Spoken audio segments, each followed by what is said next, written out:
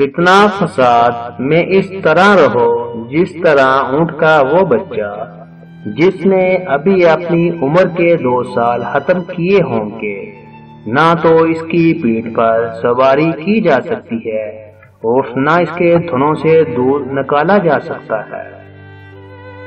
عقل مند کا سینہ اس کے بیدوں کا مخزن ہوتا ہے اور کشادہ روئی محبت و دوستی کا پھندا ہے اور تحمل عیبوں کا مدفن ہے۔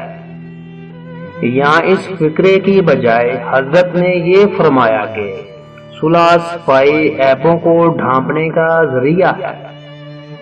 جو شخص خود کو بہت پسند کرتا ہے وہ دوسروں کو ناپسند ہو جاتا ہے اور صدقہ کامیاب دعا ہے، اور دنیا میں بندوں کے جو اعمال ہیں وہ آخرت میں ان کی آنکھوں کے سامنے ہوں گے۔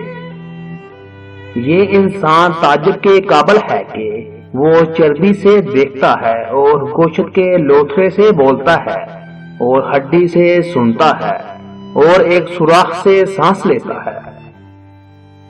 جب دنیا اپنی نعمتوں کو لے کر کس کی طرف بڑھتی ہیں تو دوسروں کی خوبیاں بھی اسے عاریت دے دیتی ہیں، اور جب اس سے رخ موڑ لیتی ہیں تو خود اس کی خوبیاں بھی اس سے چھین لیتی ہیں۔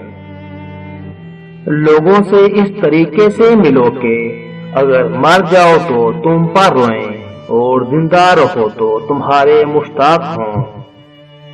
دشمن پر قابو پاؤ تو اس قابو پانے کا شکرانہ اس کو معاف کر دینا قرار دو۔ لوگوں میں بہت درد مند وہ ہے جو اپنی عمر میں کچھ بلائی اپنے لیے نہ حاصل کر سکے، اور اس سے بھی زیادہ درد مند وہ ہے جو پا کر اسے کھو دے۔ جب تمہیں تھوڑی بہت نعمتیں حاصل ہوں تو نا شکری سے انہیں اپنے تک پہنچنے سے پہلے بگا نہ دو۔ ہر فتنے میں پڑ جانے والا قابل اعتماد نہیں ہوتا۔ ان لوگوں کے بارے میں کہ جو آپ کے ہمراہ ہو کر لڑنے سے کنارہ کش رہے، فرمایا ان لوگوں نے حق کو چھوڑ دیا اور باطل کی بھی نصرت نہیں کی۔